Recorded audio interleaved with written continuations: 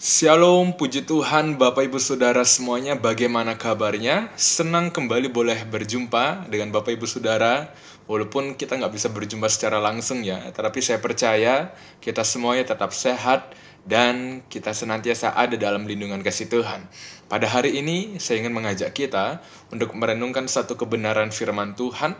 Sebelum itu, mari kita mengawalinya di dalam berdoa. Mari kita berdoa. Tuhan Yesus, dengan kerendahan hati yang sungguh, setiap diri kami mempersiapkan seluruh hidup kami untuk kami mau belajar kebenaran firman Tuhan. Berfirmanlah bagi setiap diri kami, jamah kami Tuhan, agar kami memahami maksud Tuhan. Terima kasih Tuhan, kami siap terima firman Tuhan. Di dalam nama Tuhan Yesus kami berdoa, haleluya, amin.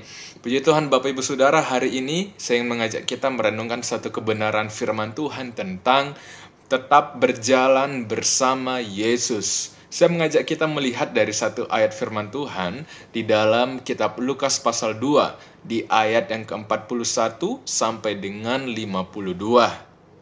Lukas pasal 2 di ayat 41 sampai dengan 52, demikian firman Tuhan. Tiap-tiap tahun orang tua Yesus pergi ke Yerusalem pada hari raya Paskah. Ketika Yesus telah berumur 12 tahun, pergilah mereka ke Yerusalem seperti yang lazim pada hari raya itu.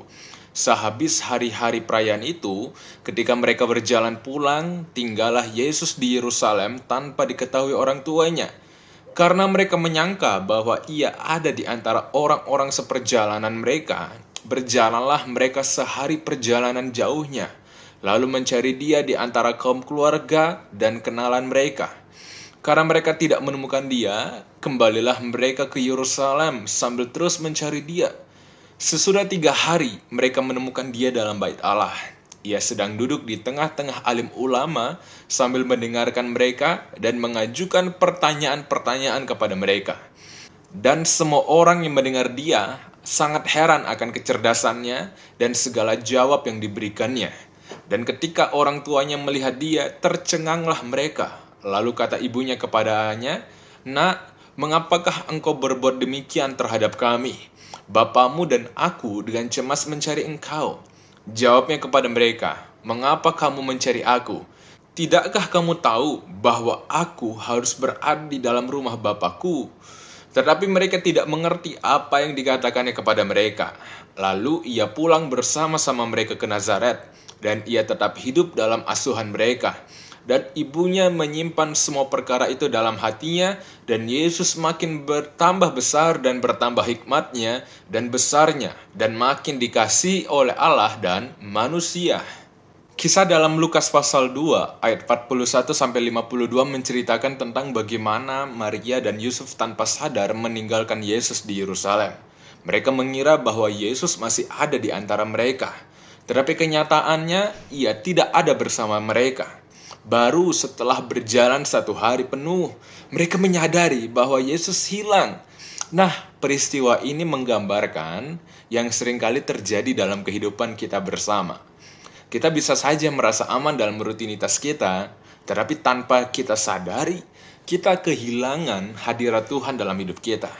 Setiap hari kita melangkah maju menghadapi berbagai tantangan, membuat berbagai keputusan, dan berusaha mencapai tujuan yang ingin kita capai.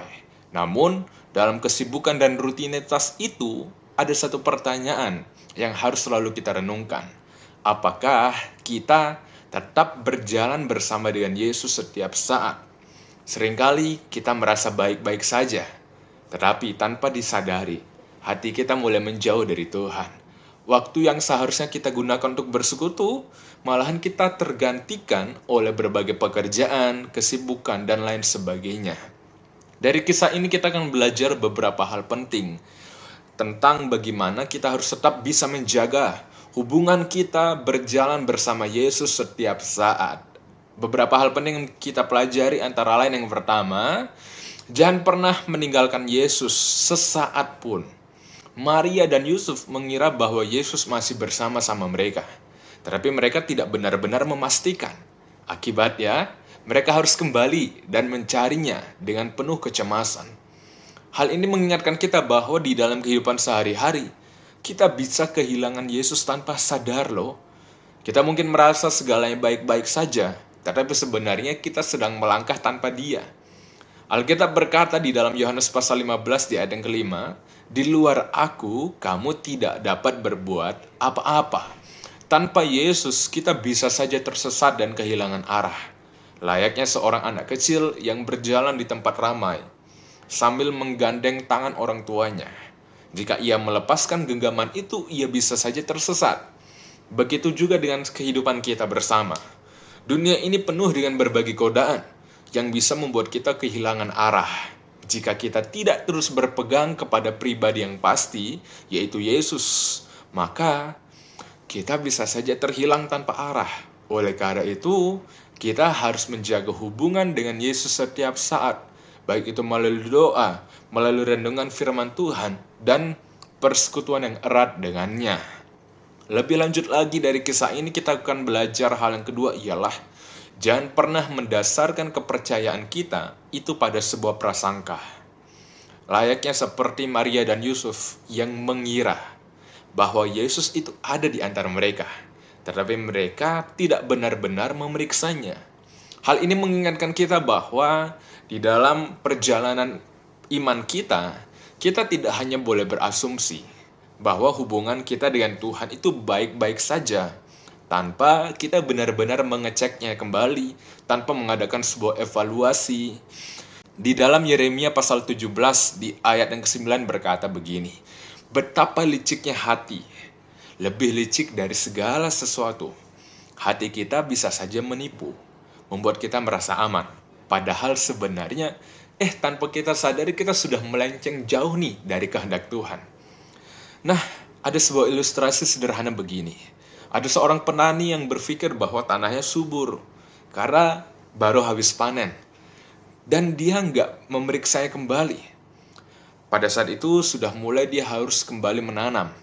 Nah, oleh karena sebelumnya dia berpikir bahwa panen sebelumnya berhasil dan tanahnya itu masih subur dan tidak diperiksa kembali, dan akhirnya ya dia tanam aja begitu ya kan. Nah, tanpa disadari hasil panen berikutnya nggak sesuai dengan apa yang diharapkan gitu. Ternyata tanahnya emang awalnya subur, tapi berjalannya waktu oleh karena berbagai faktor, cuaca, panas, dan lain sebagainya, akhirnya tanah itu mulai nggak subur lagi, ya kan? Nah, hal yang sama juga terjadi bagi kehidupan kita bersama.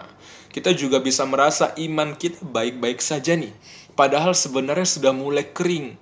Oleh karena itu, kita harus secara rutin memeriksa iman kita dengan kita senantiasa mengevaluasi hubungan kita dengan Tuhan. Seperti yang dikatakan di dalam Mazmur pasal 139 di ayat yang ke-23 dan 24 berkata begini, "Selidikilah aku, ya Allah, dan kenallah hatiku. Ujilah aku dan kenallah pikiran-pikiranku. Lihatlah apakah jalanku serong, dan tuntunlah aku di jalan yang kekal."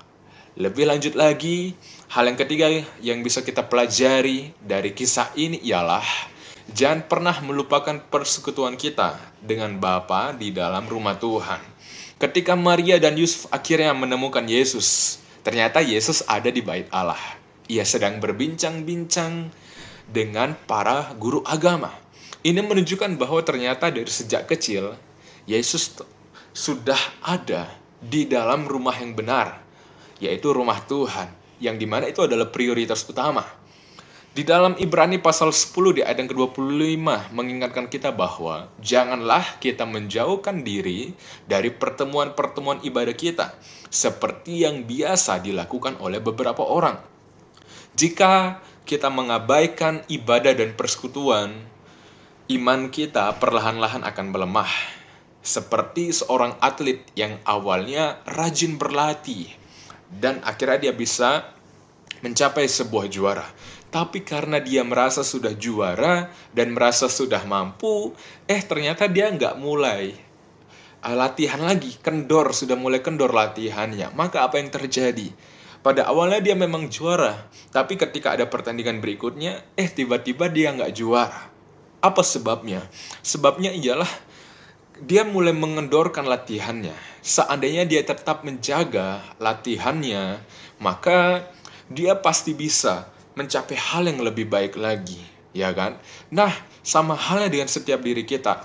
Ketika kita absen 1 kali aja, lalu 2 kali, akhirnya kita kehilangan semangat untuk kita benar-benar bergairah menjalin hubungan dalam persekutuan dengan Tuhan.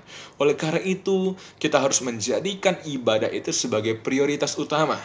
Datang ke gereja bukan hanya karena kebiasaan, tetapi dengan sebuah hati yang benar-benar rindu dengan Tuhan dan mau bertumbuh dalam firman-Nya. Yang tentunya persekutuan dengan Tuhan tidak hanya terbatas untuk hal ini. Dimanapun dan kapanpun kita berada, yuk tetap jalin hubungan dengan Tuhan. Saudara-saudara, kisah dalam Lukas pasal 2 di ayat 41-52 ini mengingatkan kita akan pentingnya selalu berjalan bersama Yesus dalam setiap langkah kehidupan kita. Kita harus selalu waspada agar kita tidak kehilangan hadirat-Nya. Tidak boleh mengandalkan prasangka dalam iman kita dan tetap setia dalam persekutuan dengan Tuhan.